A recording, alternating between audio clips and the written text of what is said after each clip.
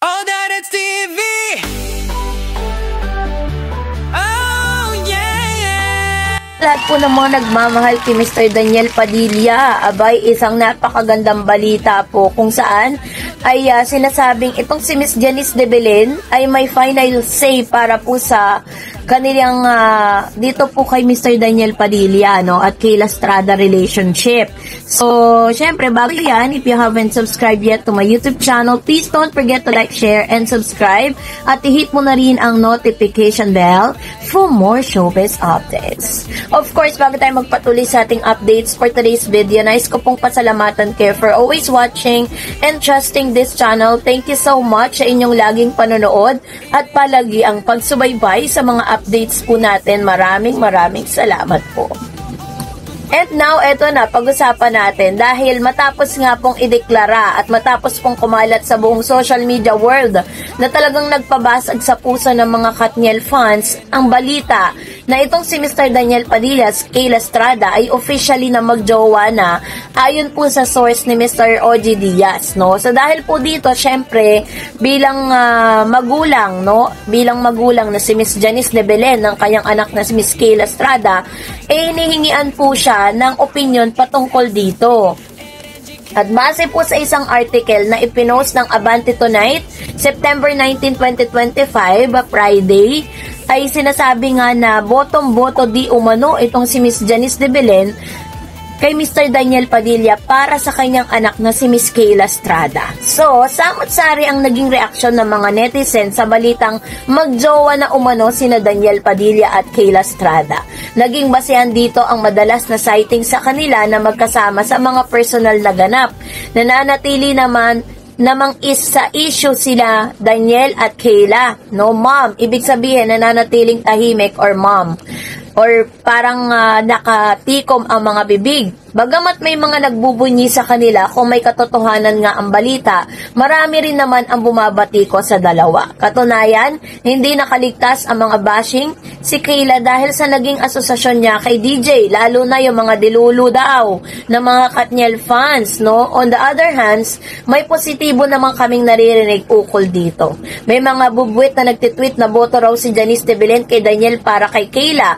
Ito ay kahit panatag na red flag noon si DJ or Daniel Padilla sa kasagsagan ng hiwalayan nila ni Catherine. Ang chika pang nakarating ay supported raw si Janice sa lahat ng mga desisyon ng anak. Sa edad ni Kayla, naniniwala raw kasi ang veteranang aktres na mature na ito at kaya rin ang gumawa ng matalinong pagpapasya para sa sarili.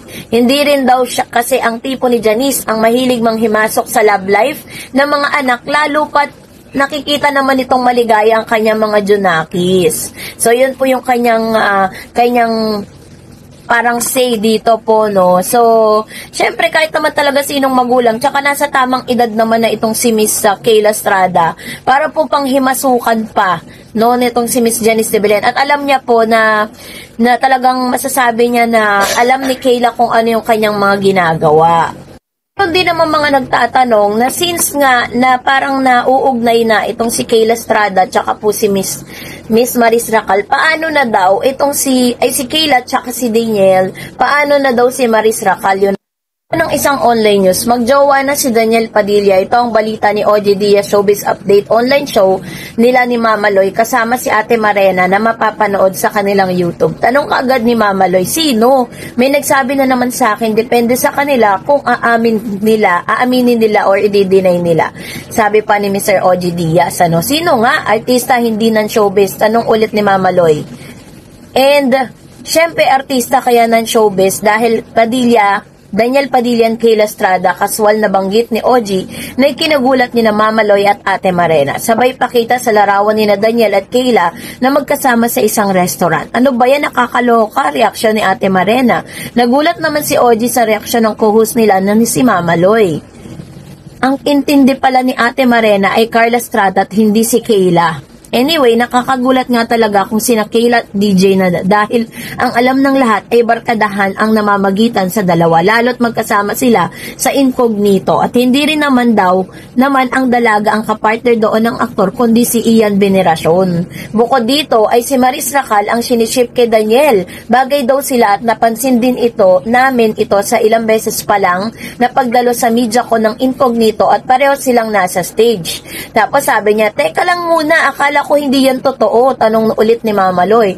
Yun na nga, akala ko rin naman, hindi sila. Sa akin naman, may confirm lang naman na importanteng marinig natin si Daniel at Kayla kung gaano ito katotoo, sabi ni Ogie. Kaya pala nakikita silang madalas together, sabi ni Mama Loy. Maraming larawang ipinapakita sa programa na magkasama sina Daniel at Kayla sa mga lakaran. Meron akong friend na nakakita sa kanila at nakasabay sila sa power plant, no? So, sinasabi dito na parang lagi silang naiispatan na magkasama.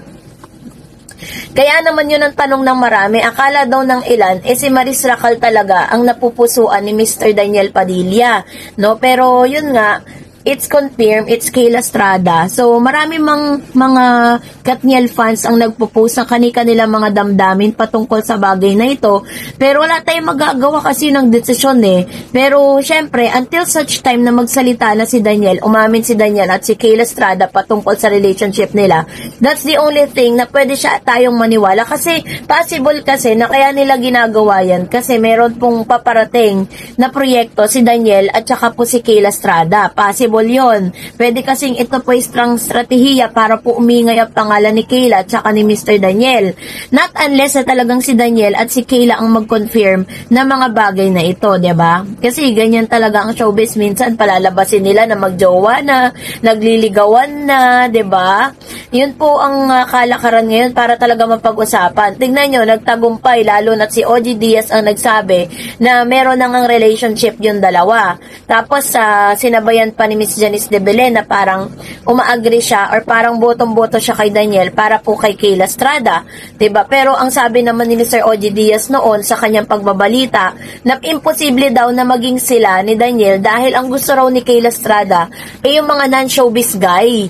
No? Pero eto nga, kaya hindi tayo pwedeng magsalita ng tapos na sasabihin natin na hindi sila papatol sa mga taga-showbiz. Hindi nyo po mapipigilan ang puso, 'di ba? Pero hanggang sa ngayon, pinaniniwalaan pa rin ng mga Katniel fans na hanggat hindi pa nagsasalita si Daniel Padilla at si Kayla Estrada patungkol sa tunay na estado ng kanilang relasyon, ay mananatili po silang Katniel fan, no? At talagang aasa pa rin sila na talagang hanggang dulo ay magkakabalikan si Daniel at saka si Catherine. Pero sa mga tingin ko kasi ngayon, parang medyo may kalabuan pero hindi natin alam ang tadhana. Pwede pong umikot yan. Pwede pong ang tadhana ang gumawa ng paraan para magtagpo ulit silang dalawa, no? So, kung ako rin naman ang tatanungin, I think na is bagay na bagay naman talaga. Tsaka ang dami po kasing napamahal talaga sa Katniel, kaya ang daming umiyak nung nag-break po sila. Kaya naiintindihan ko po yung nararamdaman ng mga Katniel fans sa talagang sila po ay parang sila rin yung nandun sa relationship ng Katniel for almost 11 years. Kaya naiintindihan ko po yung nararamdaman ninyo. So, kayo po, anong nyong saloobin patungkol dito? Mag-comment kayo sa comment section. Thank you for watching, guys. And God bless everyone.